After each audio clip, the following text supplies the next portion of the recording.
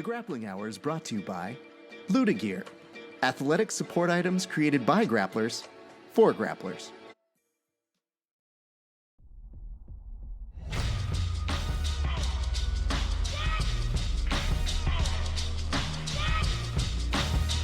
Yeah. Check it out.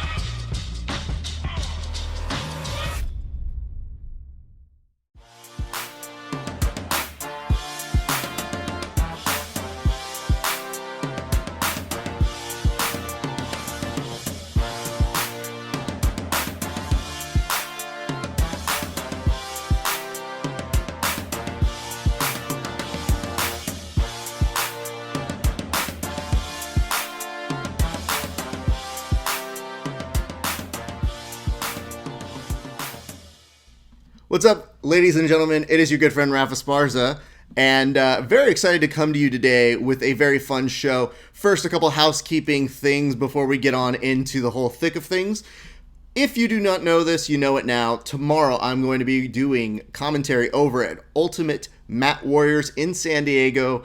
If you do not have tickets, go find out how you can do so, or check me out as I will be commentating on the live stream. But I'm very excited about today's show because our guest is a very successful businessman who, you know, in his spare time kind of like beats people up and takes super fights. And, you know, it's weird because the man is 48 and he puts a lot of people to shame. He's got a series of both footlocks that concern me and a series of rear naked choke wins that I think, quite frankly, aren't just impressive. He also makes grappling and the sport of it a family affair, but he has got a big super fight, submission-only 7-minute match coming up on Saturday, November 9th, 2019 at Operation Knockout.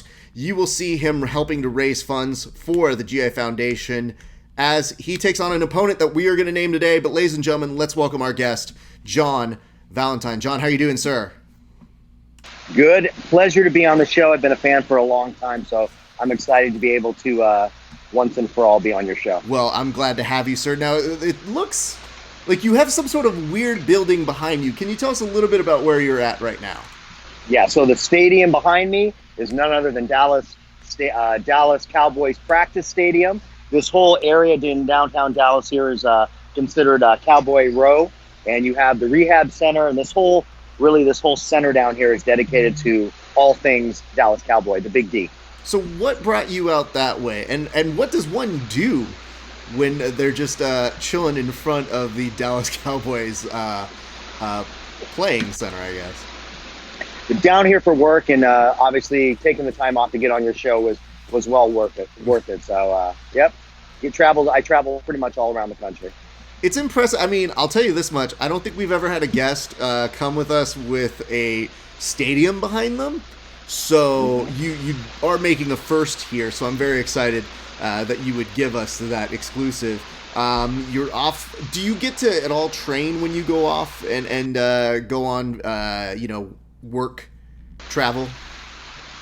Yeah, I try to get as much training as I can. Being a little bit older competitor, I try to make use of my time, and I'm on the road doing a lot of running, a lot of weightlifting, and if I can find a satellite gym where you got a good group of people that you can trust, and as you know, if you've trained at other gyms, finding an environment where people you can trust without a target on your back is important, especially leading 8 weeks up to the fight. I need to make sure the people I'm training with have my best interest and the best interest of what I'm trying to accomplish at heart. Absolutely. I always tell people I get two responses whenever they see me in a gym and they recognize me. The first is me being like, hi, I got a podcast. You may see me on these things. And they're like, yeah, cool. I know who you are. And the second response is, I know who you are. And I go, oh, okay. It's going to be one of those roles. All right. Good to know. Yeah. Well, tell me a little bit about... Like I said, I want to keep... I'm not going to train with you 8 weeks before the fight because I know that you train. So and I don't want to get hurt. So. I think you would be just fine. I've seen a few of your matches, and more importantly, we'll get into a little bit of your style, but I want to up front tell the people a little bit about this amazing opportunity. I know you've been in with Tough Enough before, but tell me a little bit about what you've got going on Saturday, November 9th. Yeah, so Saturday, November 9th, I'm going to be the co-main event for Randy Couture's Charity Foundation. I partnered with Randy and Vinny, who started the organization 10 years ago. I've been with them about 4 years, had the opportunity to have 4 co-main event fights with them to really raise money for the troops. This organization is an amazing organization. It's a nonprofit 503c, and basically means every dime, nobody takes a paycheck, every dime goes back to the veterans.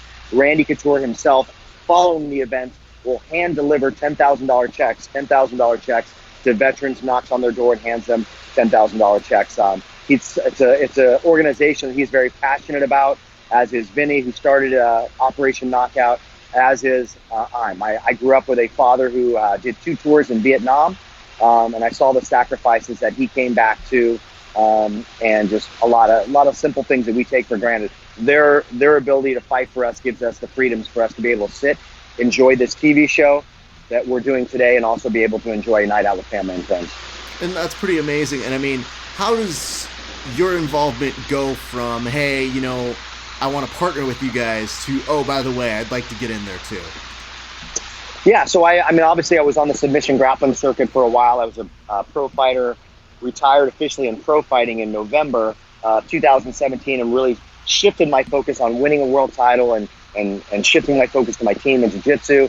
And I saw the opportunity. There were a few grappling matches. And what I saw was I had a decent fan base in Utah when I moved from Utah to Las Vegas and selling a lot of tickets. And I saw this sort of insurgence where a lot of submission grapplers, not the whole community, and I don't want to say the whole community, but a lot of fighters and submission grapplers really taking fights on cards, but not doing their due diligence to do what's supposed to do, is help the promotion, help the charities, and help to give back. And I knew I would be able to step up and do that. So the first year we broke records. My first year, 4 years ago, we broke ticket sales records, and not only for individual fighter, but total ticket sales records. I think we were responsible, our team, when I say team Valentine, everyone who supported me, for about 30% of the total revenue of what the card produced. So I saw that opportunity. It sort of built, and I think everyone sort of gets on the bandwagon. Everybody wants to give back to a cause. Everybody wants to believe in something. And I hope I give people an outlet and a venue to be able to do that. Well, here's the other thing. I'd love to know a little bit more about, what can you tell me about the GI Foundation, and what does this benefit? Yeah, so Randy Couture obviously did 4 years in the Navy, I believe, and he has dedicated most of his post-UFC career to giving back to veterans, wounded veterans who make that transition back. You know, and there's a lot of struggles. I'm not a veteran, and I don't pretend to be, but I do associate have a father who is in fact a veteran. There's a lot of hardships that veterans come back to, job placement. They come back to mental and physical issues that they have to deal with, family issues, the stress on a family when someone is away on deployments. There's so many things, financial, emotionally, physically, that a veteran does, and Randy saw that need, stepped up, and created this foundation to give back. He is extremely active. He travels probably, I guess, half the year, helping veterans organizations. I believe he's in Oklahoma helping the wrestling team down there this week. But he's very active in doing that, and the whole organization foundation is centered around that. I got the luxury of joining the board in 2019 or 2018, so I have a more active role in raising money for the foundation and getting people involved. And again, it is platforms like this that you guys take the time to put us out here as grapplers, as submission grapplers, to get the word out. So I really appreciate your show and your audience. Oh, absolutely. And our audience is always interested to know what's going on in grappling. And Vegas is a great fight town, so it's always great when you have things that you can get away from gambling from and actually go enjoy every once in a while. But I'm curious. Can you see me okay, Raph? Or can you see me okay? Why don't we shift just a little bit? I don't want to kill the back seat. A little bit of light seat. behind me? There's a little bit of light. I think it'd be fun to see you over on this side. One of the things, though, that I am curious about is when you say that you're on a board, and then you mentioned that you're on a board. Yes, that is great right there. When you mentioned that you're on a board with Randy Couture and all these people, I wonder, though, do you ever just look at Randy and go like, so when you get in there, pal, you gonna get a super fight sometime, Randy? I do not. He's a legend in the sport. I believe I quoted 3 times UFC champion. I think he's held a belt 6 times total. But Hall of Famer. He's completely a legend. He is amazing when he sits on the board. He really lets the rest of the board sort of dictate some of the pace of what we're doing, the decisions that are made, and he just sits back and supports and asks where I can help. I had an opportunity 2 years ago. I went and visited the Veterans Home and gave away free tickets, signed posters, and did those things. And just simply reached out to the foundation and said, hey, if you want to send someone from the foundation to go with me. And I'm sitting in the parking lot, and this is a true story. I'm sitting in the parking lot waiting for whoever it was that was supposed to show up. And sure enough, Randy Couture gets out of his car, and it's just me and Randy walking, signing autographs. And he was very specific that he wanted no media. He wanted no photographers. And not because he was afraid his image was going to be tarnished, because he's there to give back, and he's not there for the attention. That should tell you what the organization's about, what Randy's about, and what everyone, including Tough Enough, the people that are putting on this event, are about. It's great because, I've had the opportunity to run in with so many different athletes over the years. Randy's one of those people that I haven't run into yet, but I just know from everybody who I know that runs in the same circles, just that's what he does. Amazing guy. He does just that. He doesn't put it out there for media coverage. He's literally like, people already know who I am. I can tell you one of the ideas, a horrible idea that I had, was to have an extra $10 on a ticket price for a meet and greet. And that got shot down in about 30 seconds from Randy. He does not want to charge people to meet him. And if you're going to this event to see myself or any of the other fighters and Randy on November 9th of this year at Sam's Town Live in Vegas, you're going to have full access to him. You walk up to him when he's sitting in his seat, and you get a picture with him, have him sign old UFC posters, or just catch up with him and tell him he's a legend. You don't pay for that, and that's kind of unheard of in our day and age, where people want to sort of capitalize on their publicity. Absolutely. And I think part of that comes from his wrestling background. So many wrestlers that you meet and find a moment to chat with, they're always like, no, just come up and say hi. Like there's a certain that's exactly right. Element to that. I'm gonna have you shift just a little bit over, if you don't mind. Nope, other way. Yes, that's nope. There. Nope. Other way. Right there. Okay. That looks a little bit more. Nope. Yep. Now we're good. Okay. So here's the reason why I wanted you to shift, because I have a certain blocking just in terms of where I'm putting the placement of this. You were about to announce who the person is that you're going to have this super fight with on November 9th. So I already have the photo. I know who it is, but I wanted to give you the opportunity to say who it is, and we're going to put it on the air. So, sir, without further ado, can you tell us who it is? I am going to be fighting none other than my colleague, and I would say when it gets closer to fight time, we become less friends and more colleagues, and that is going to be none other than Rowdy, the senior citizen Akers. Rowdy Akers is an amazing athlete. He's a bare knuckle world champion. He is who I thought leading into my retirement fight, I was going to go out undefeated and retire an undefeated MMA fighter in 2017. And Rowdy had different plans that night, and not only beat me in the MMA fight, but put me in the hospital for a couple days, about 48 hours, a severe concussion, life-altering scars. I don't know if you can see it. I've got a nice little scar above my right eye, 28 stitches above my right eye, 9 in the underneath, broken nose, broken orbital, and put on an onslaught of elbows, knees, that went for a very bloody 3-round fight. So we became friends after that fight, and had him over my house. He actually cornered me for a couple fights. We walked out together. And then the sort of the competitiveness between competitors starts to brew up. That was my only loss in front of my children, in front of my family. So I'd be lying if I said there was a certain part of me that never was at rest. I think there's a certain part of him that wanted to prove that night wasn't a fluke. He mitigated, completely controlled my jiu-jitsu game in the MMA cage, and that's what happens when punches are thrown. So I am extremely excited to welcome my colleague, Rowdy Akers, into my world, into the grappling world for a submission-only super fight, where he is very confident, I assure you, in the conversations we have, he is very confident he is going to dominate me once again. So the fans want to see it. I definitely want to see it. And I think we both have something to prove to ourselves. I'm going to prove to everyone that night was a fluke, but Rowdy was a better man that night, but he will not be a better man on November 9th. It is his birthday, so I plan on giving him the best birthday present I can. That's intriguing. Okay. So you can almost hear the want to get it back, and not everybody gets the opportunity to get these kind of things back. So you are now bringing this super fight to this event with somebody that you have history with. It's interesting about it. What do you think is his game? Like, if you're just guessing, what is it that he likes to do for people who may not be as familiar with him? Let me be 100% clear on who this guy is. If you underestimate, he's fighting in Utah for a Steelfish promotion. He's fighting a very tough competitor, Greg McFarland. One thing about Rowdy, you cannot count this guy out. He runs marathons. He has this Conor McGregor-ish belief in himself that transcends what anybody believes he can do. I remember stepping in the cage with him that night, looking in his eyes and realizing, holy shit, this guy is all in. Where I thought I was extremely confident. I wasn't scared, but I realized in that moment, this guy's all in. This is going to be a war. That's what he brings every time.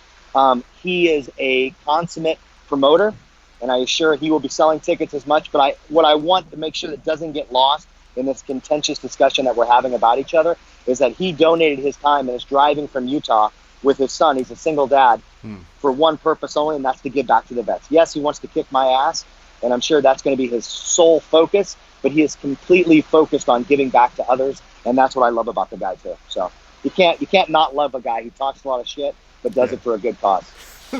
What a great scenario that you guys have going on there. I like the idea that you guys have a certain amount of like, listen, I'm going to shit talk you so much, but I also hyper expect and love the fact that you're doing what you're doing to one another. Yeah, so that's pretty dope. It's interesting. I thought some of it was banter. I had a discussion with him about 3 weeks ago, and I'm like, hey, we're going to really sell and promote this fight. And he was not. He's like, what are you talking about? He goes, I'm going to beat the shit out of you.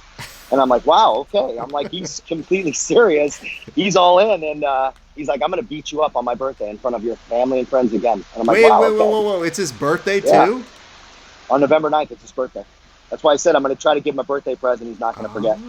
Okay. See, I didn't know that. I mean, you know what you should do is you should just you should get a birthday cake for him of some sort, but like one at weigh-ins or something, and just be like, hey man, I just wanted to get you something. You don't want this birthday? Like, it's cool, dude. You made it.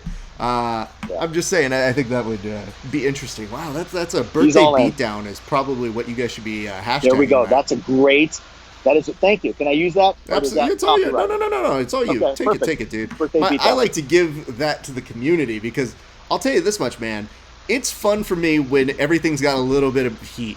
It's fun for me when you can see these guys who, I mean, they've got some beef. They want to settle it in a very responsible way, which is on the mats. But it really is for a good cause. So, like, no matter how intense it gets, you guys are both stepping up for other people. So I think that's. I'm a very respectful jiu-jitsu practitioner, but make no mistake about it. On November 9th, I'm going in to hurt him. And if he's not carried out in a stretcher, I'll pay for his medical bills. I don't care, or I'll get one of my sponsors too. But I plan on making sure he doesn't walk out of that cage. I was about to say, you won't hear too many people in the UFC being like, I'll pay their medical bills. But we're gonna get to your background in a second. We'll get to your background in a second because I'm curious as to how you do all the balance for this sort of a thing. Just so that people know when we circle back to it, where can they get the tickets? Where can they get all of that? Sure. Sort of thing. I'm glad you asked that.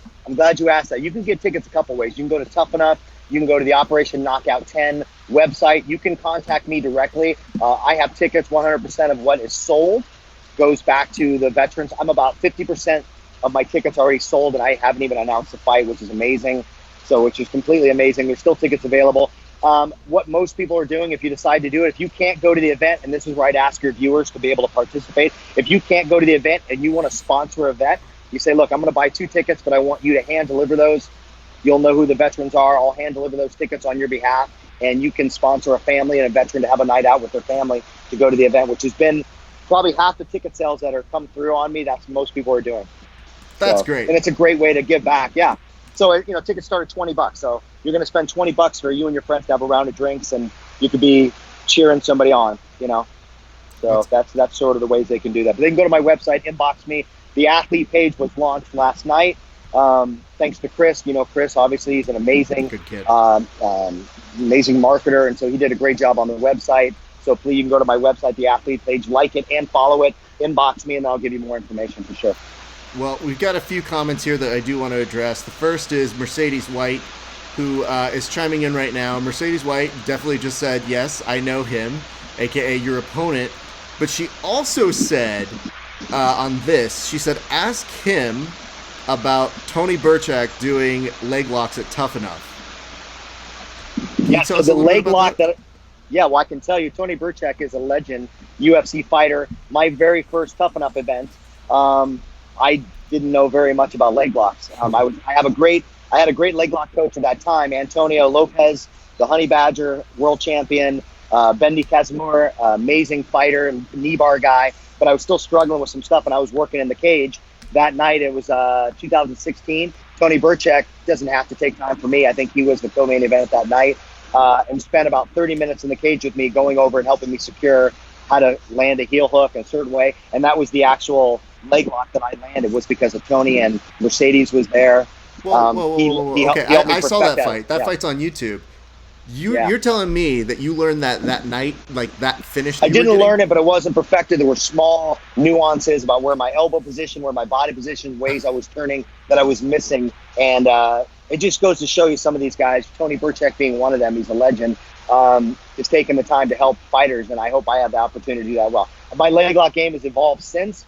I'm old, so I'd like to spend time breaking stuff and versus than picking people up in body slam. It takes a lot of effort. So, but yeah, Tony is an amazing leg lock guy. Sick leg lock. If you ever get a chance to train with him down in Arizona, tell him I sent you. But he's an amazing fighter. Tony's a friend of the show. He's good people. So yeah, I always great love guy when I get to see him do his nonsense. But hi, Mercedes. How are you? Mercedes is always again another Grappling Hour alum. One of the things though, and this is why it's so hard for me to believe that your entry into it was so smooth on that fight. You know, I watched that. I watched another one of your fights where it was kind of like a straight footlock that I think you were hitting up too. Like, if you're evolving from there, that's a very solid set. And I know Honey Badger as well. His footlock game is sick. Yeah. I mean, most of that's evolved too. All Team Drysdale. Everything I've learned, everything I've done. I came to Robert Drysdale as a brown belt. Yep. And I'm not kidding you. I had a target on my back. I was a Utah brown belt. Nothing against Master Silvio Bearing. I had a great time training under those guys. When I got to Team Drysdale, surrounded by UFC fighters, surrounded by some of the best in the world. And this is sad, I felt like I wanted to fake an injury the first night I was at that school so I could get off the mat and puke. I did end up puking that night. I took about a week. It was debating whether or not I was going to come back. I got beat up. And Professor Drysdale made me sit as a brown belt. I was already a brown belt for 2 years, maybe sit for another year. So I spent 3 years as a brown belt before I got my black belt. And I'm glad I wouldn't take it back. But that team has helped me evolve mentally, physically, spiritually. And it's just sort of changed and you know as well as I do, I'm sure you know this as well, right? That jiu-jitsu changes your life. And I'm sure it's helped you evolve as well as a person. Yeah, I mean, ish. But here's what I'll say. Ish. I love, you describe Drysdale's. I've gotten the opportunity to train there. And it's a lot. You know, the guys go when they go there. And I remember there was a distinct moment when I was training there. Drysdale was very nice, but he was yelling at one point for me to get out of a certain situation. And he was just like, Raph, you got to get out of there, man. I was like, you did this. This is your fault. What do you want me to do? Telling me get out of there when your guys are the ones that are doing it. You taught them how to do this. And he was just like, afterwards, I just told him, I was like, yo, dude, I wish I could have, but you've taught them too well, man. And he was just laughing. I was like, yo, the guys there, they go hard. It's really good training. I'd love to get into the background. They do that because they love you. I don't mind. And people don't understand that, right? People understand, they think they're getting beat up, but people do that because they care. Nothing's worse or disingenuous more than training with somebody who gives you 30% when you're asking for 100, right? I say it like this. They go as hard as they need to. I have a good monitor of matching. So I just usually, when I start a roll, I get a pretty good idea of, oh, okay, it's going to be one of these days, you know? All right, let's go. But usually if somebody goes about 70, I can match them at about 70. If they go 120, I go to my 100. And then I go, listen, y'all are too young. I'm just going to slow you down, and then you're going to have to go at my pace. But I want to get into your deep half guard stuff. I want to come train with you. That's obviously my kryptonite, so yeah. And I love deep half. It's been something I've been working on a lot lately. I just always think of it like this.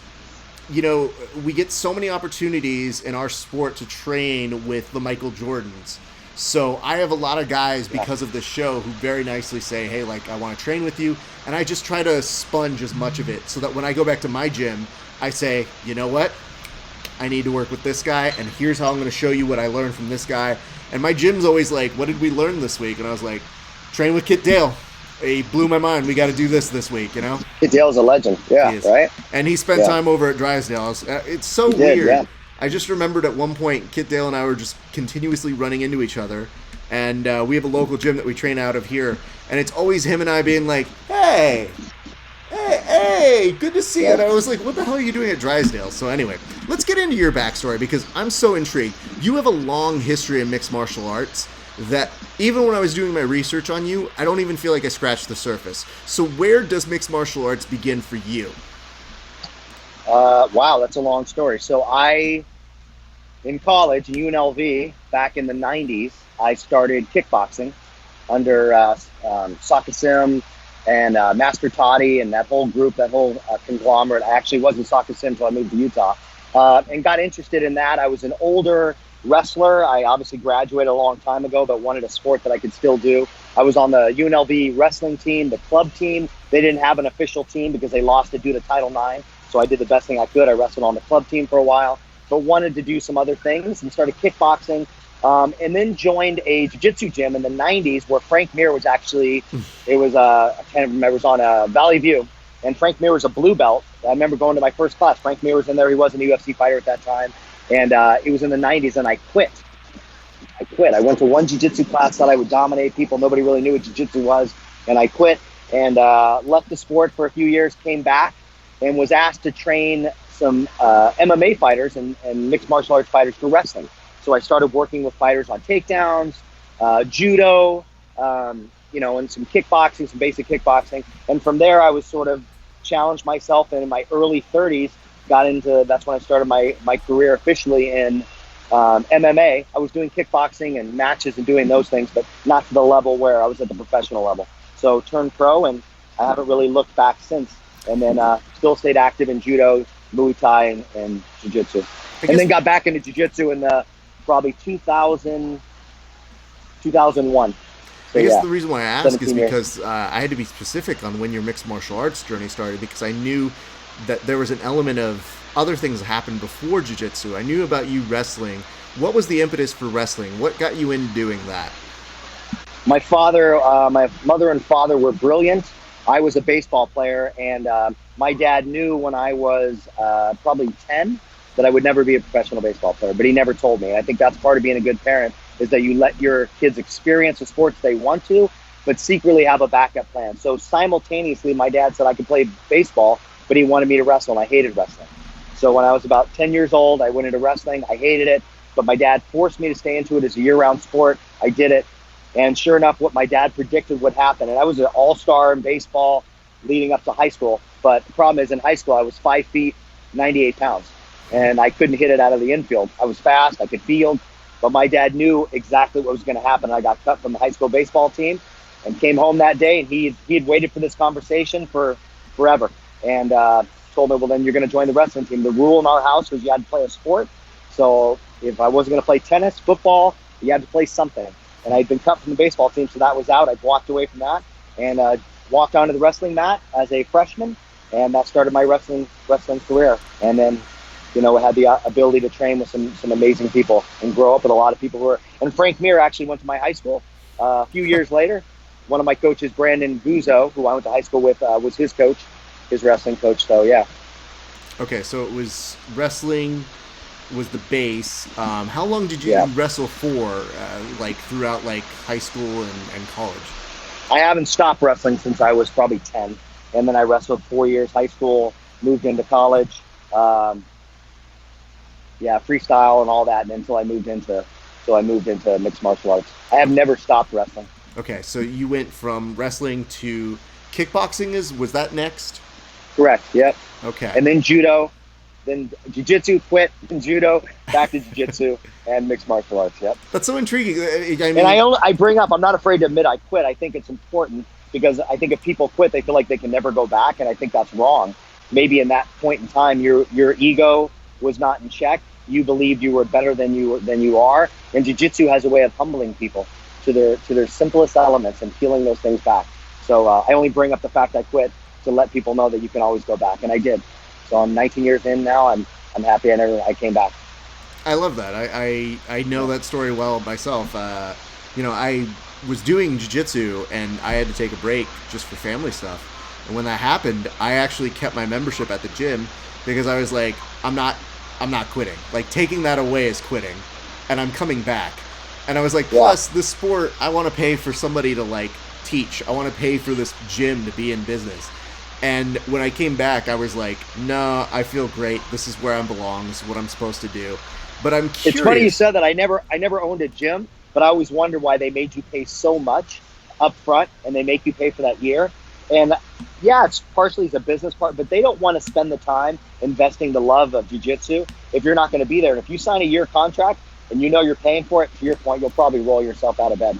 Yeah, well, I mean, the hard part for me was we were month to month, and I just remembered being like, it was a matter of timing, and it was a matter of being like, oh, listen, I was just starting as a page over at NBC, and so I was starting my career essentially, and being like, okay, I got to make sure that I do the right things, and I'm working really hard at my job, and then I can do my hobbies. I can do the things that make me fulfilled, and it made me so happy. Real quick, Rock, is jiu-jitsu a hobby for you, or is it a lifestyle? What does it mean to you? I'm just curious. You have this show. It's called the Grappling Hour, which tells me this whole sport is important to you. So I'm just curious. Is it a hobby to you, or does it mean something else? 100%. It's a very, very valid question, but at the time, I never knew this show was going to exist. At the time, I just knew I loved it. And I went from being someone who was skeptical, because like when I grew up, I thought to be a wrestler, you had to just have this ability to be super durable. And I was like, I'm not super durable, I'm fairly durable. And what I found was the chess element of jiu-jitsu that got me hooked to it. And I, at the time, said, I just love this. I don't know what I'm going to do with it. And then the podcast came. And then once the podcast came, I was like, oh, they don't have a broadcaster in this sport. I can be that broadcaster. I can loan what I know about entertainment to the sport.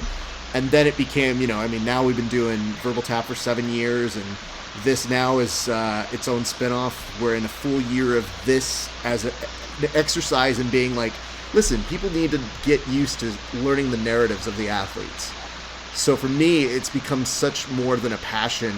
It's become kind of like this obligation of like, no, we want to all advance the sport in our own ways.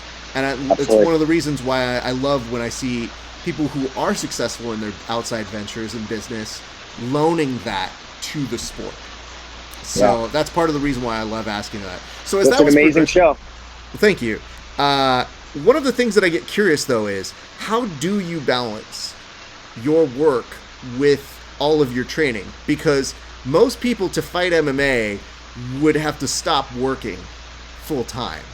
And especially at your level, I just wonder, I mean, you're doing a ton of things outside of just jiu-jitsu.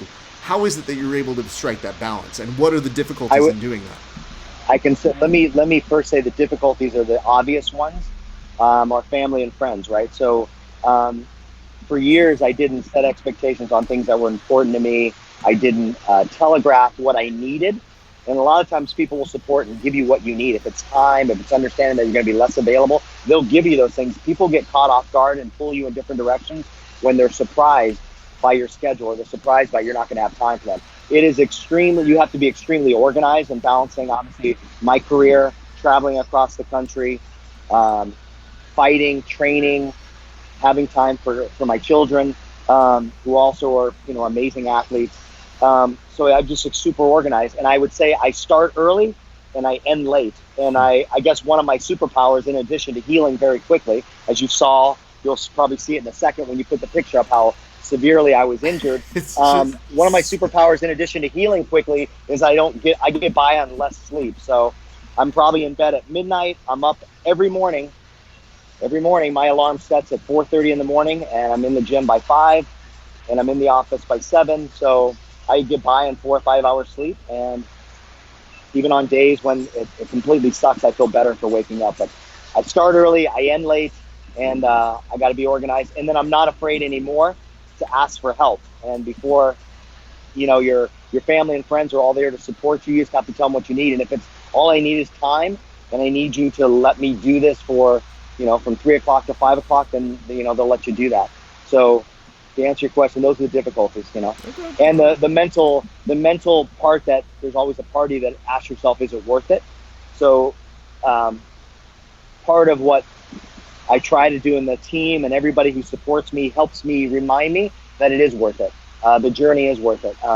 Everybody doesn't have extra money to give to charity or to walk by and give somebody $100, but I do argue that everybody has a skill set that they could do that could raise money and give money to a cause.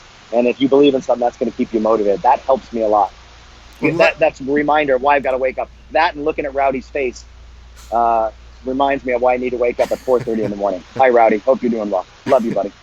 I enjoy this because it's one of the things that when I see it, and you brought it up nicely, which is, and for those of you who are a little squeamish, this is a little on the rougher side, but it's not that bad. But I do want to take a look at this injury. When you say that you've got a healing ability, this cut over your eye, that was from your last fight? It was 2017, my last pro MMA fight. Not obviously grappling, but that's what our friend Mr. Rowdy Akers did to me. Oh God! Just. Are you gonna put it up? I put it up. It's up. You can. Oh, is it up? Oh, okay. It'll there you show go. in a second, but we have a way worse one of a leg injury that I'm not even gonna show. You say that you have a good injury, so like, I guess ability to heal from injuries rather. But let me ask this: when did you know that you were addicted? And that jiu-jitsu was more than just a hobby to you, given all the things that you're balancing with it. Do you have a specific moment that you remember saying like, oh yeah, this is something I want to do forever? Yeah, I'd say probably when I was a purple belt, I was doing those things. And I think the transition, I'll be 100% honest for you, the transition when you're fighting and you're in the public eye and you're on TV and you're doing those things, everything becomes about you. I'm fighting to prove myself. I'm fighting to be heard, seen, whatever your platform is, right? And I would say it wasn't until I was a purple belt, brown belt, that jiu-jitsu and fighting became less about me and more about other people. Jiu-jitsu became less about me and what I was going to get back from jiu-jitsu and more about what I was going to give to jiu-jitsu and give to other people. And when I did that, I enjoyed the sport more. I enjoyed my team more. I enjoyed the grind more. I enjoyed the fans more. I enjoyed the journey more. It became less about me. And as a black belt now, I feel, it took me 17 years to get my black belt when most people get their black belt in 10. But I would say now I feel an obligation to give back to the sport that gave me 17 years, that has made me a stronger, more resilient person. But that's when I started to enjoy it. That's when it became clear for me that I could find a niche to be able to give back. And if my niche, and I'm no superstar, I had no grand visions of grandeur of going into the UFC. I'm just a guy who likes to fight at 48. And if I could give back and raise $1,000 a year, which is a lot more, we've raised a lot more, tens of thousands. But if I could do that, then that's $1,000 more than I gave back if I didn't help. So let's talk about I don't know if that makes sense. No, Kind of a diatribe, but I hope that makes sense. It does, and I think it's hard for people to fully understand who may not be part of the sport. Sometimes it can be confusing, like, why do we do this? You know, what's the appeal and what gets in there? But again, it's finding that niche. Intent drives your belief in what you want to do, and you know if your intent is based on the right reasons. Fair. Yeah, and it'll drive your actions. Let's talk about what you do outside of this. So what exactly is your business when you're not on the mats? So I have several businesses that I'm working in right now, but I am a molecular biologist by trade. I got a degree in molecular biology from UNLV. I work for an oncology company that treats cancers, so extremely rare cancers, and I am the manager of corporate development and training. So anything revolving and training as it relates to oncology products, I write the modules. I do all the things that revolve in educating other people as it relates to cancer and rare disease. It's boring. I'm joking. It's a lot of fun. It's a very needed. I was about to say, it might sound boring, but it saves lives, and whatever saves lives is not boring. Cancer is a very dangerous and bizarre disease.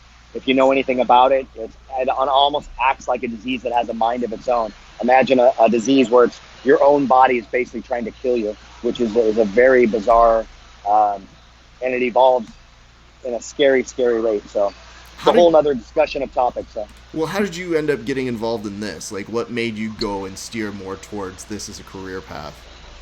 Yeah, so I was a pre-med student in 97 when I graduated. I wasn't smart enough. I got accepted to two MD schools, or two medical schools, both of which were outside of my realm to be able to afford to go.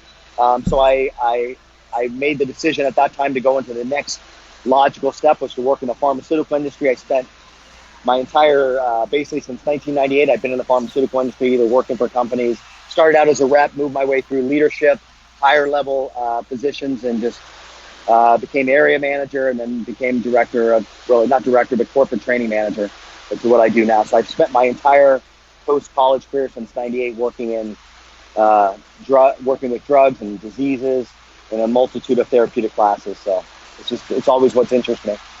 What do you think is maybe the biggest misconception about your industry? Like, what is something that people maybe should understand better or don't understand? Absolutely. I think until you're actually involved, and I think the idea of cost of pharmaceuticals, cost of healthcare, and I don't want to get into that discussion today. I obviously, I don't even tell people what I do when I go to the airport, and I just don't want to listen to the rhetoric. But I would tell you there's a lot that goes in behind the scenes of getting a drug developed. No one assumes the liability or the responsibility if a drug doesn't go to market, and there are billions of dollars in research. And if the pharmaceutical companies didn't do it, nobody would pay for it. The government's not paying for it, private parties, nobody's paying for it. So they absorb that risk, and they have to absorb that profit margin back. So while they may pay, you may feel like a medication's super expensive, they also have to recoup losses on the 5 other drugs where they were trying to help others as well that didn't get to market, that completely failed, right? So that's probably the biggest misconception, is that cost. And then I think the other biggest misconception is that we're all, driving Ferraris and Lamborghinis in this industry, and I can tell you that that's not the case. You make a good living after decades of commitment to your craft, which is believing that you want to help patients. Again, back to that intent. I enjoyed my job and my career with that same intensity with jiu-jitsu. When I shifted, the intent was to actually make a difference, help people, help the people I'm surrounded by. So I try to carry that forward now in every aspect of my life. Well, thank you. That's a very nice explanation, and I think it gives a little bit more of a human perspective to something that I think is a very complicated issue for so many different people. And so, but drugs are expensive. I would agree. There's a lot of things we can do to bring the cost of drugs down. I'll just leave it there so nobody kills me and attacks me afterwards. So. I mean, listen, dude, I think the hardest thing is whatever people are facing, that's what they know. So sometimes if you're facing it, you realize what the cost of it is, and that's unfortunate.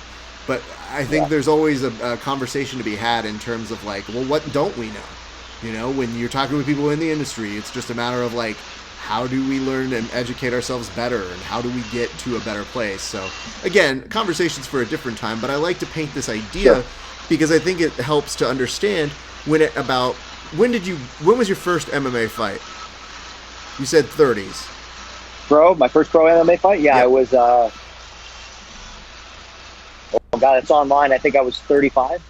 Okay. I was old. So, yeah, okay. Yeah. I'm 37 right now. You couldn't... Well, I felt old. You couldn't convince me to do MMA. So, at this point, you're putting in all the hard work to translate all of those skills that you had built in college. Why? Are you going to ask me why I did it? Yeah, because you had other shit that you could be doing. Because it scared the shit out of me. You want to be honest with you. And I think fear and the lack of knowing and change and all those things scares us, right? And it makes us uneasy.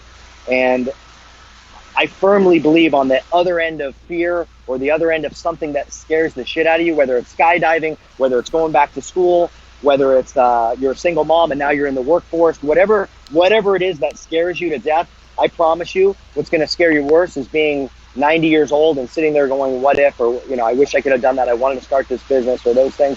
And I can say on the back end of fear, even if you lose, is a better version of yourself. Whether I would have won or lost that night, I would have been a better version of myself.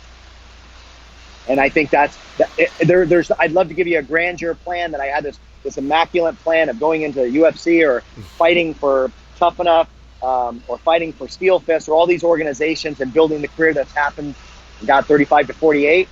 but none of that was true. I simply went in there because I was scared. And I can tell you, still to this day, when I step in that cage, and it's been since 35 and 48, that's 13 years, I can still hear the pin drop. And a lot of people don't know, when they close that cage door, they lock a big 6-inch pin like this big, and it locks into the thing. And even with the sound of the crowd, I can still hear that pin drop, and it's terrifying. I still get terrified. Up for about 30 seconds. It's not as bad as it used to be. For 30 to 45 seconds, you realize the person across that cage is trying to hurt you in front of your family, friends, national TV. So that fear drives me to train, get up at 4:30. But it's, to answer your question, the reason I started was fear. I wanted to face something that scared the shit out of me. And I'm sorry if I use that word on your show. I hope I can. You can curse. I don't care. I mean, I started, and I think I had the first curse word on here and whatever. Yeah, well, intelligent people curse, so that's why that's the whole thing. Not that I'm intelligent. I'm just saying, in general. But anyone who curses. I tell people this. I'm like, when they come on and they feel bad that they've cursed, I'm like, you're an adult. Like, you're not supposed to you don't want to set a bad example all the time. And as a comic, you can curse, but if your joke is dependent on the curse, then you don't have a joke. So the level of feeling, the level of fear that I felt can only be described by that word, that 4-letter word. So that's why I had to say it. I get you. All right. But I mean, I always wondered, I was like, now that you mention it, if you're already in the healthcare industry and you're in that area, at least you'll know where to go to get yourself fixed up if bad things happen to you. So there is that scar that you saw. Actually, my very first speaking engagement was with Strata Pharma, a huge pharmaceutical company. They make surgical lotions, and that scar, half of it's healing.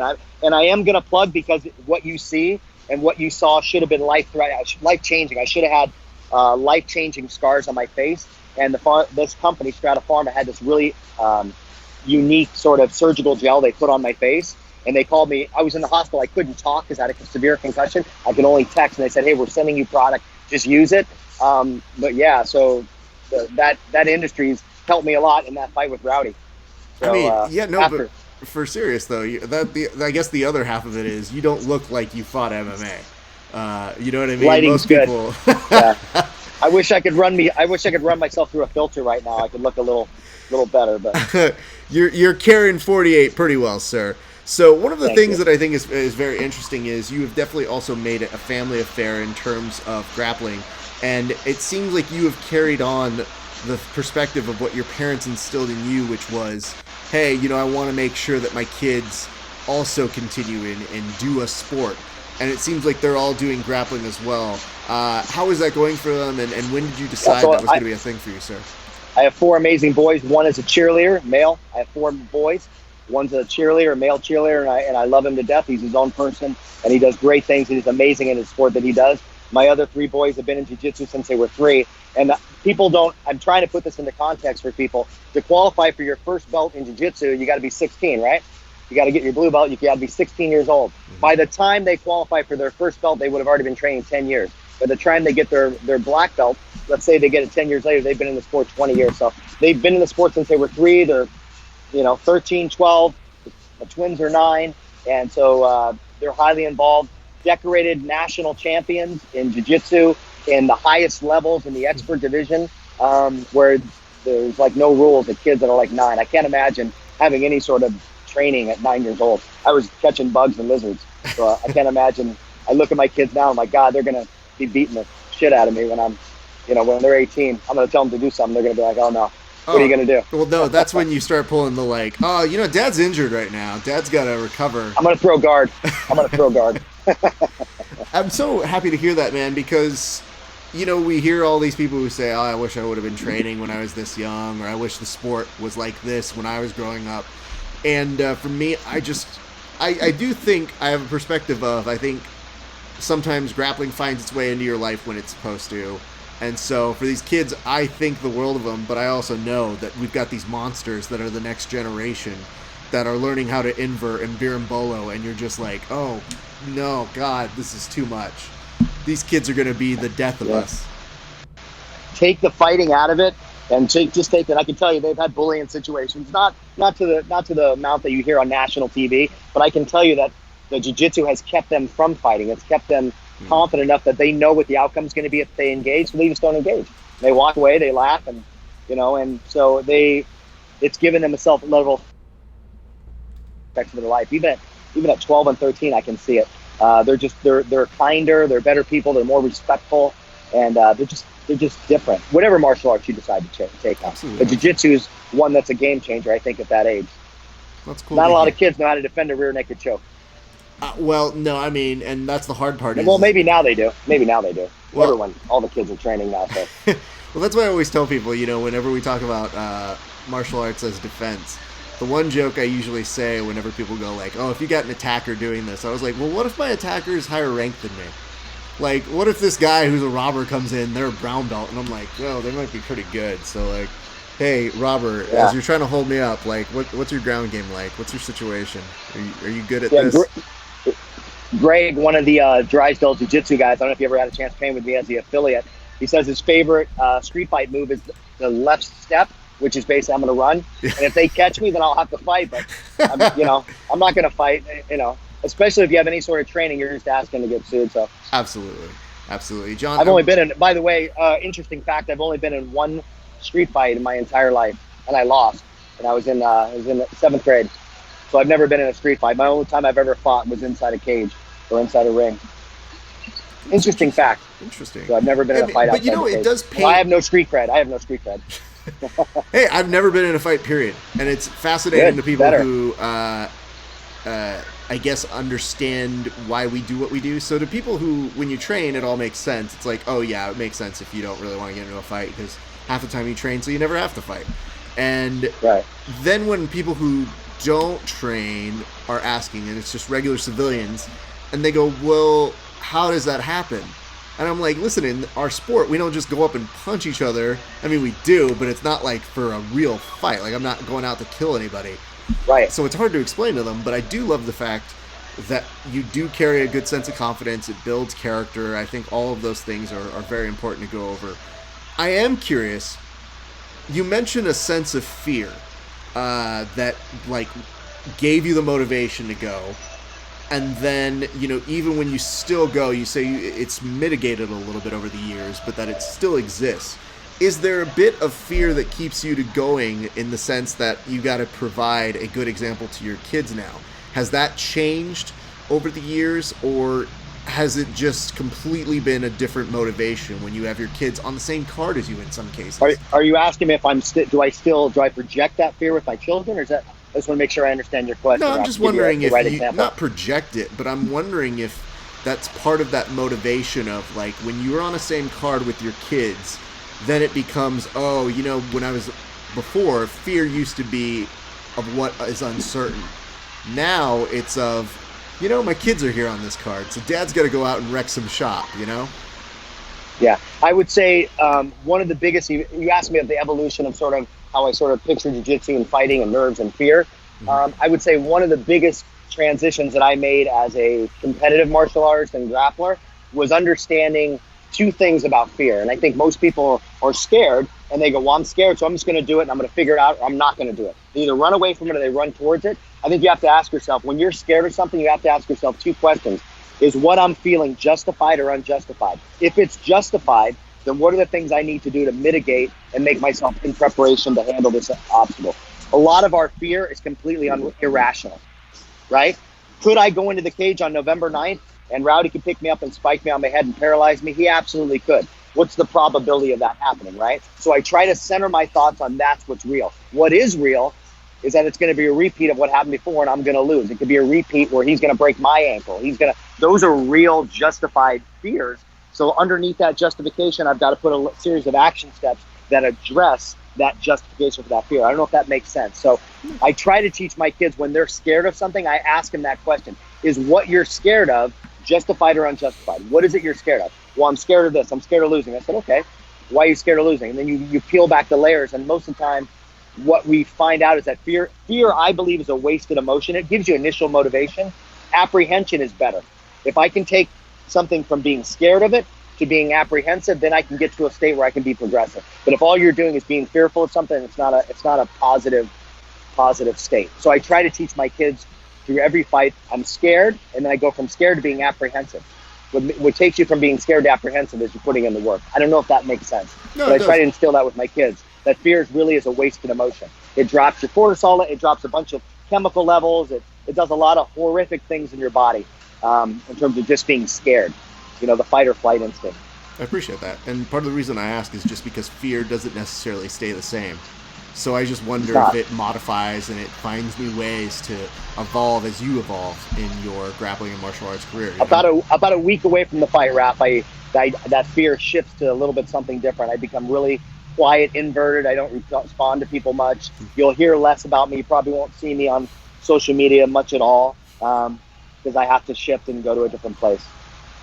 For the honor of Rowdy. I owe it to Rowdy, too, and honor him to give him the best version of myself, right? So he deserves that honor. I know that very well. When I used to do all sports when I was growing up, and this is something I learned very quickly, I would be joking outside of sports, but once I would actually be in a competitive environment, when we'd be training or we'd be practicing, it was very serious. And all my coaches noticed that. They're like, you're so social and interactive with people, but when you step on the field, you're all business and maybe too much business. And I was like, I don't know any other way. I just know that when I show up there to give you my best, so I don't feel like I should be joking and wasting time and cracking jokes. Even though I have the best jokes on the team, I just want to make it clear that I want to give you the best. So it's something that over time I've learned to loosen up a little bit more. But it's also why if you ever see me in a class and they'll give you a look when they have to do a joke, and I'm like, I'm not doing it. I'm not interrupting the teacher. I'm not interrupting the professor. As a performer, I respect other people's time. That's their time to perform or teach or educate. So, but I do. Well, I do love your approach on this show. I've seen some really interesting interviews where you've been very laser focused on some questions that people don't want to ask. So I want to make sure that I'm asking anything that anybody online wants to ask or you. So I won't run away from anything. I appreciate that, man. And I'm curious, though, so, okay, if that's the case, you've mentioned your age a couple times. Other people in interviews are like, whoa, you're 43 at the time. They're like, that's 40, crazy. Yeah. Oh, in the old interviews, when I was 43. Right. As you've gone on, people like to ask this. So I guess my question to you is, how long do you see yourself competing on the grappling side? Obviously, you retired from MMA, but, do you see yourself competitively grappling for a longer period of time? So the sad part, which the viewers probably at home don't know, in the last 6 years, I've had 5 major surgeries. I've probably up to about $80,000 in surgery, shoulder, knee. Let me go through them here. Rotator cuff, full knee replacement, Achilles, wrist, face. I'm sure there's some other ones along the way. So as long as medical professionals can put me back together, I will continue to fight. One of the great grapplers that you'll see on that card that night, you think I'm an inspiration to older people. Phil Dunlap is 55 years old. His knee pops out. I don't know if you know who Phil Dunlap is. He's a legend in Muay Thai sports, but he's going to be on the grappling match right before me. And he's, I think he's 55 and fights people. The guy he's fighting, I think, is in his 30s. His knee tends to pop out about every other fight, which makes for good TV, so you get to watch it, but he pops it back in and then hops back up. It's just an amazing guy. So to answer your question, I will go until my coaches, till Coach Drysdale, till the people around me go, you're no longer competitive, you're no longer doing what you set out to do, and you're really just a detriment to the sport. Then I'll step away and find another way to be involved. Maybe be your co-host on the show. Yeah, here's the thing. The nice part about doing this is I've told my dad, I was like, at a certain age, I can't hang with the guys, I know that will come. Sure. But, I do what I like to call older guy tricks that help me stay in and do rounds with the guys that I'm when they're like, how old are you again? I'm like, I'm 10, 15 years older than you kids. It's not fun the next day, but I want to give you guys your good training.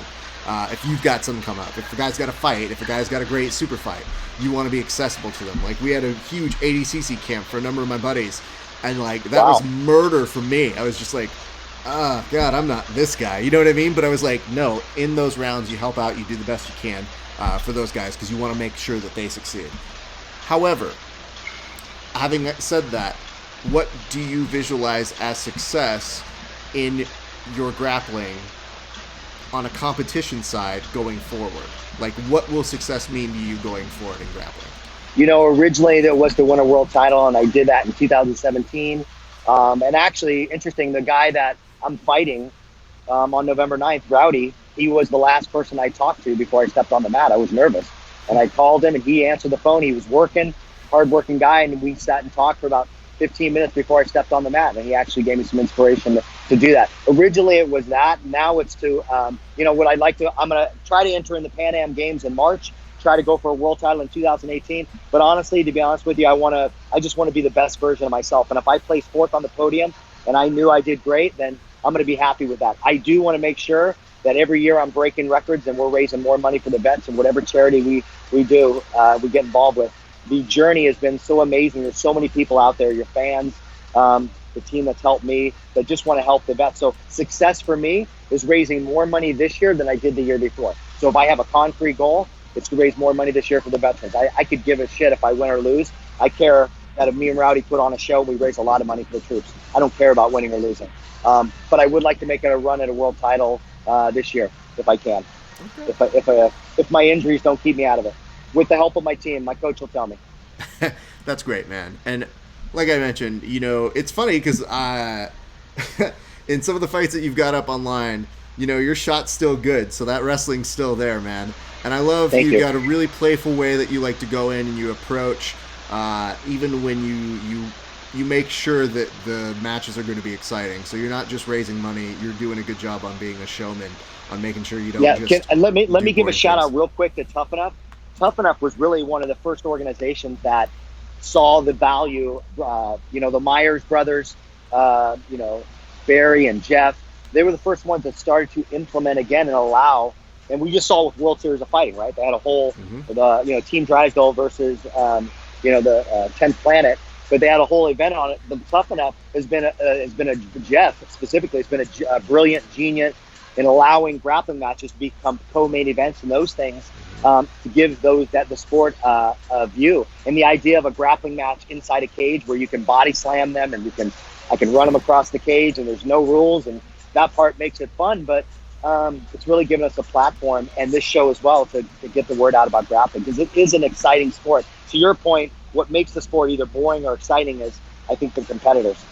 Yeah. Well, you can have a boring MMA fight, so yeah. I'll tell you this much. Yesterday, oddly, for the first time, at that one gym that I was visiting, they had a cage. They have a little bit of like cage railings, so the guys who fight MMA on their side can kind of get in their rounds and get like the sense of the cage. That was the first time in the many years I've been grappling that I had ever been put against a cage when I was grappling with somebody.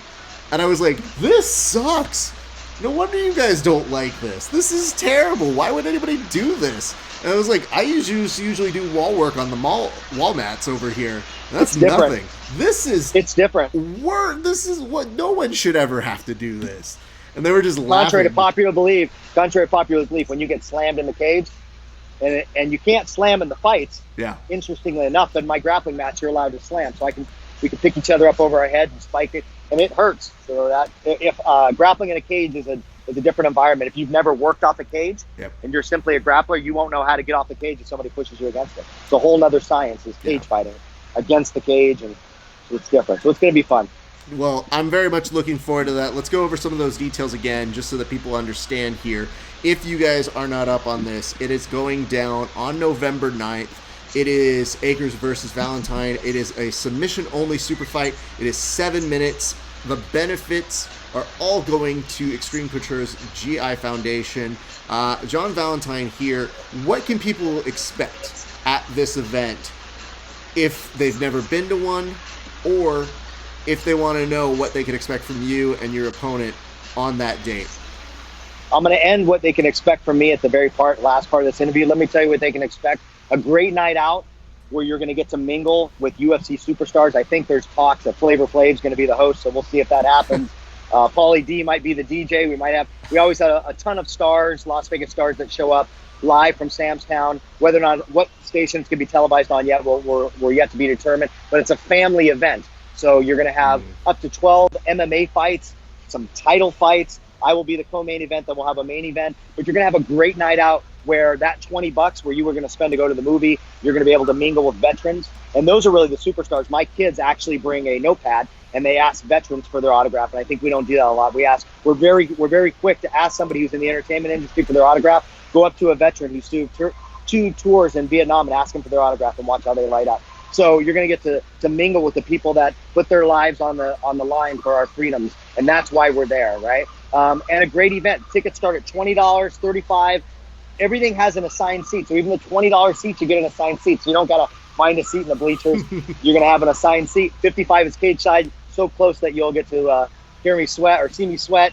And I'd love to meet you guys before. And I'll probably have a little pre-party too for the people that buy tickets through me, where we'll have some guest MMA stars where they'll get to meet as well. You get a chance to meet Randy for a good cause. What they can expect from me, I would say that if you don't believe that this fight's going to be good, then I ask that you stay indoors and don't even show up. It's don't blink.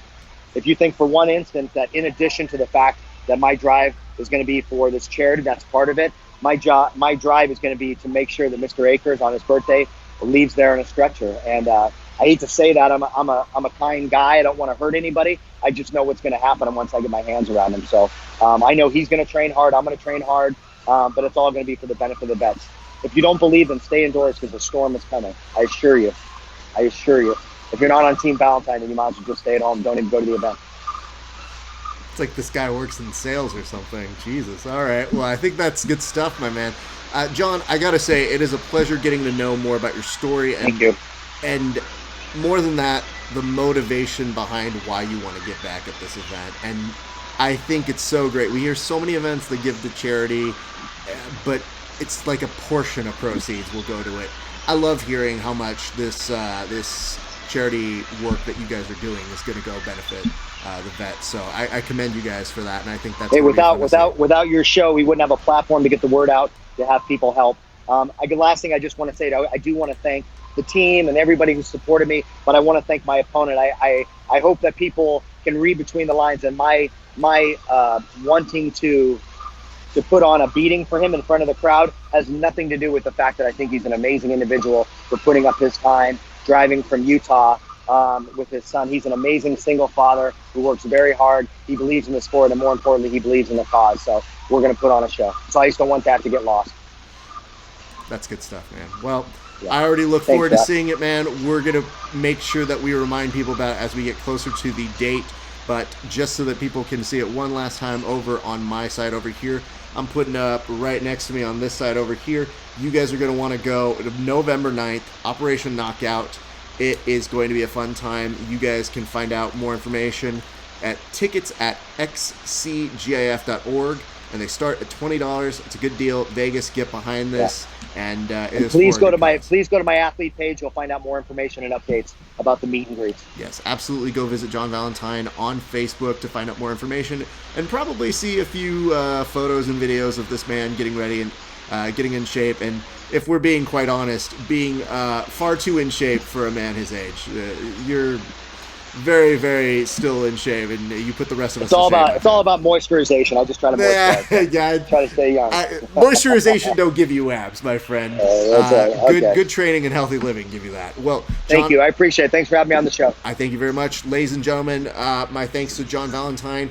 Just as a reminder, we've got some big shows coming up this weekend. You will see me over at Ultimate Mat Warriors. It is going to be a blast. You will hear me on the commentary if you're watching from home. And more importantly, we will have another episode of Verbal Tap. We're getting ready to preview ADCC coming up. And there will be a huge fight companion for the big show, the Olympics of Grappling, on September 28th and 29th. That is going to take place on this channel live. We're going to have a lot of surprises. There will be a raffle. So yes, just like we did 2 years ago. And that means that you can get some great prizes from some amazing sponsors. And we've got some amazing sponsors lined up. So for more information, keep it locked here. We will see you guys back on Tuesday. And it looks like I've just scheduled an interview with our good friend Dom Clark all day, who is going to be fighting at Bellator's card on the 28th over here. So look out for more information. We'll be doing that Tuesday afternoon. But until then, my thanks again to John for his time. My thanks to all of you guys for tuning in today. It's been a great day for grappling. We'll see you on the mats.